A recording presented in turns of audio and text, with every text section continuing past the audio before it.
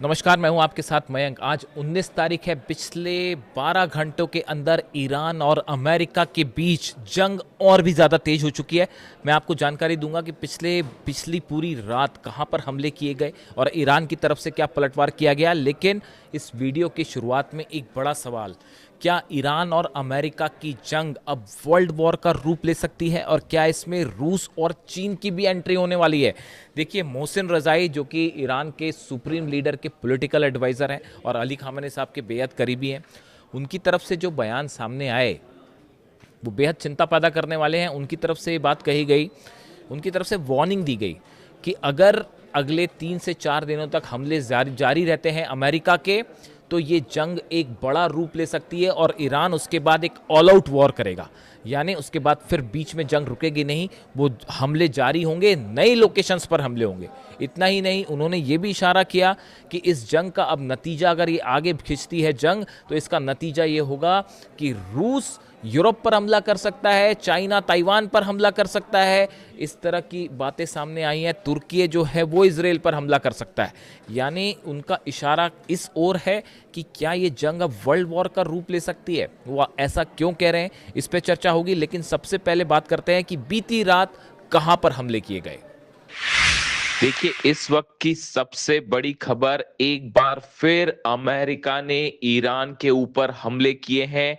ये हमले Qeshm island पे किए गए हैं, बंदर अब्बास पे किए गए हैं और बुशर पर एक बार फिर हमले की खबरें आ रही हैं, धमाके की खबरें आ रही हैं। देखिए, लगातार ये हमले अमेरिका की तरफ से जारी है और इसका करारा जवाब ईरान ने दिया है। देखिए, इस वक्त जो सबसे बड़ी खबर सामने आई है वो ये कि ईरान ने जॉर्डन में जो हमले किए, खास तौर पर अल अजराक बेस पर जो हमले हुए, इन हमलों में कई अमेरिकी सैनिकों की मौत की खबर है और अब इसकी पुष्टि डोनाल्ड ट्रंप ने भी कर दी है। और डोनाल्ड ट्रंप ने जो है बयान जारी करके कहा कि ये मौत बहुत अमेरिकी सोल्जर्स की मौत दुखद है, इस तरह की बात उन्होंने कही। देखिए, ईरान की तरफ से साफ कह दिया गया था, ईरान के सैनिकों पर जो हमला किया गया ईरान शहर में और वहां पर 7 ईरान के सैनिकों की मौत हुई थी, उसी समय ईरान ने ऐलान कर दिया था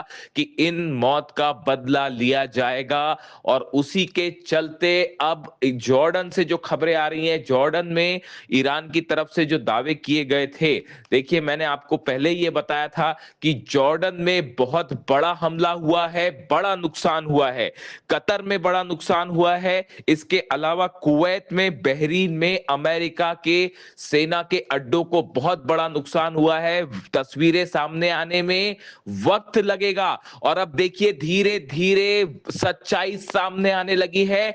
एक बार फिर हमने डंके की चोट पे जो दावे किए थे वो अब सही साबित हो रहे हैं। देखिए, अमेरिकी सोल्जर्स की मौत से पूरे अमेरिका में हड़कंप है और अब डोनाल्ड ट्रंप को भी इसके लिए जिम्मेदार ठहराया जा रहा है कि ईरान के साथ जंग क्यों की। हकीकत यह है कि जॉर्डन में अल अजराक बेस पर इस तरह की खबरें हैं कि कई फाइटर जेट्स तबाह हो गए हैं अमेरिका के और अब तो अमेरिकी सोल्जर्स की मौत और घायल होने की खबरों से पूरे इस जंग में एक नया मोड़ आ गया है और अमेरिका में भी हड़कंप वाले हालात है।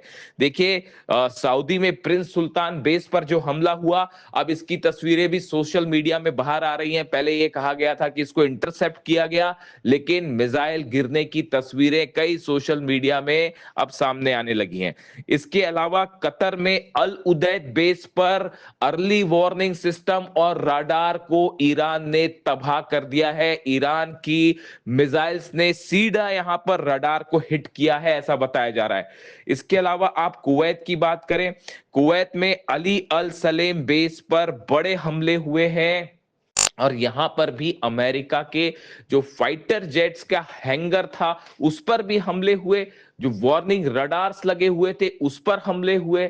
यानी देखिए, हालात ऐसे हैं कि अमेरिका के जितने बेसिस हैं जहां पर जो एक्टिव मोड पे थे, सबको ईरान ने धुआं धुआं कर दिया है। बहरीन में 5वें बेड़े का हेडक्वार्टर पूरी तरह से लगभग तबाह हो चुका है और बताया जा रहा है कि अब फंक्शनल स्टेज में ही नहीं है। यानी ईरान ने हमलों का जबरदस्त बदला लिया है और पूरे अमेरिका के बेसिस को बड़ा नुकसान हुआ है। अब देखिए ईरान की तरफ से कई बड़े ऐलान कर दिए गए हैं। पहला ऐलान तो ये है, ईरान ने अब ये कह दिया है कि अमेरिका के साथ जो समझौता हुआ था, जो एमओयू साइन किया गया था, अब ये पूरी तरह से खत्म हो गया है। ईरान ने समझौते को तोड़ने का ऐलान कर दिया है। ईरान की तरफ से कहा गया जिस तरह से अमेरिका ने धोखा किया है, ईरान के शहरों पर बमबारी हुई, आम नागरिकों पर बमबारी हुई, इंफ्रास्ट्रक्चर पर बमबारी हुई, इसके बाद अब अमेरिका से कोई बात नहीं होगी। अमेरिका से अब सिर्फ जंग और जंग की जाएगी। देखिए अली खामेनेई साहब भी हमेशा इसी बात पर ये बात उन्होंने हमेशा कही, मैं अक्सर ये बात कहता हूं, उन्होंने हमेशा ये कहा कि अमेरिका धोखा देता है, अमेरिका से बातचीत का कोई मतलब नहीं है। और आज मेरे सारे व्यूअर्स इस बात को देखें, समझे कि अली खामेनेई साहब जो बात कह रहे थे वो सच साबित हुई, वही सच साबित हुई, और इसी बात को इसलिए हम अक्सर दोहराते हैं। देखिए अब हालात ये है कि ईरान की तरफ से समझौता तोड़ दिया गया है और अब माना जा रहा है कि पूरे अरब में एक भयानक जंग छिड़ेगी, जिसमें पूरे अरब देश शामिल होंगे। एक साथ 8-9 देशों पर ईरान की तरफ से जबरदस्त हमले जारी है। देखिए इसके साथ ही एक और बड़ी वार्निंग दी गई है ईरान की तरफ से, और यह कह दिया गया है कि अगर अमेरिका की तरफ से हमले जारी रहे और अब फिर अमेरिका ने हमला किया तो यूएई का एयरपोर्ट उड़ा दिया जाएगा, सऊदी का एयरपोर्ट उड़ा दिया जाएगा, कतर में, दोहा में, जॉर्डन में, कुवैत में, बहरीन में, इन सभी मुल्कों में जितने एयर बेसिस हैं, एयर बेस ही नहीं जो एयरपोर्ट्स हैं, जो आम फ्लाइट्स के लिए इस्तेमाल किए जाते हैं, एविएशन सेंटर, एयरपोर्ट्स जो हैं वो उड़ा दिए जाएंगे। जिसके बाद दुबई में पैनिक वाले हालात हैं, सऊदी में पैनिक वाले हालात हैं, और हर शख्स इस बात से चिंता में है कि अगर एयरपोर्ट्स को निशाना बनाया गया तो इसका भयंकर नुकसान होगा। देखिए ऑयल को लेकर ऑलरेडी जो है वो अच्छी खासी तनाव देखने को मिल रहा है। हॉर्मूज पूरी तरह से बंद है। हॉर्मूज में माइंस फटने के बाद से बात साफ हो चुकी है कि ईरान की इजाजत के बिना यहां से जहाज नहीं निकल सकते। अब अगर एयरपोर्ट्स भी निशाने पर आ जाते हैं यूएई और सऊदी जैसे देशों के, तो इससे पूरे इलाके में हाहाकार मच जाएगा।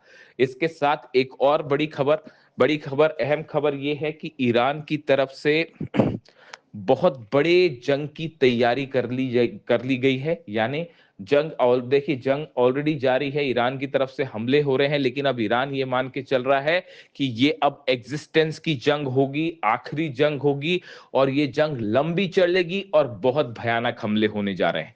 यानी देखिए खबरें इस तरह की हैं कि B-2 बॉम्बर्स जो हैं वो ईरान की तरफ उड़ना शुरू कर दिया है, B-2 बॉम्बर्स ने, और बड़े हमले हो सकते हैं। इन हालात में फिलहाल जो खबरें हैं उसके मुताबिक जो हमले किए हैं, ईरान की तरफ से जो हमले हुए, इससे पूरे अमेरिका में पैनिक और हाहाकार वाला माहौल है।